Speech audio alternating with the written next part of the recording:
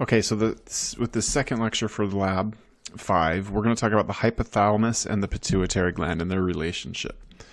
So here are the objectives and outcomes, and again, this looks like more than it is.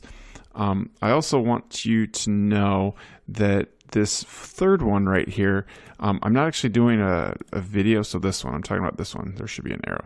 So this one right here, I'm not really doing a lecture on it, but there's slides that are posted that go through this, as opposed to me going, this is oxytocin, this is the stimulus, this is where it's released, this is the target, this is the effect. So I've got 20 slides or something that go through individual hormones.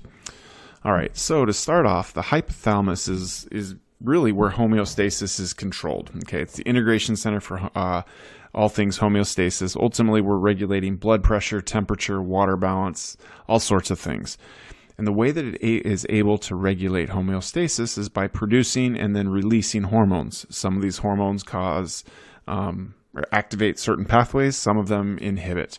Okay, and we're going to keep it relatively simple for this class. So in order to know how the hypothalamus works, we need to know about this little system called the hypothalamic-hypophyseal portal system. That is not a word you'll ever have to spell on an exam here. Okay, but if we look at it here, so here is our hypothalamus up here, and then here we've got the anterior pituitary. Okay, and so I'm going to erase this real quick.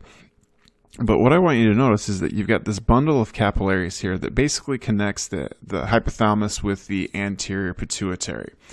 Okay, and there's a couple of capillary beds, but really the main part, and so I'm going to kind of star this here, is that the hypothalamus needs to communicate with the anterior pituitary. Now they're located really closely, so that should be relatively easy. But remember, when we were talking about hormones earlier, we said that an endocrine gland will dump hormones into the bloodstream and then they'll go wherever they go. Well, we don't necessarily want that with the hypothalamus, and so that's where this portal system comes into play. And so what happens is the hypothalamus releases hormones and they go into this portal system.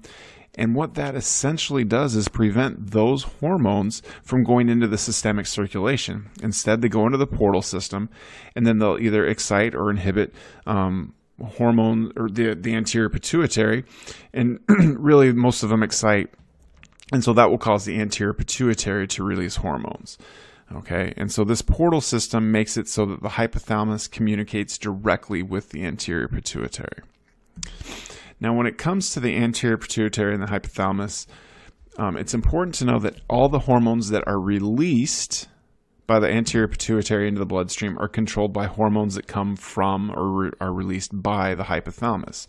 So, for example, we've got these 6 hormones, and so the ones on the left are the anterior pituitary, and the ones on the right are the hypothalamus. I'm just going to do an H here.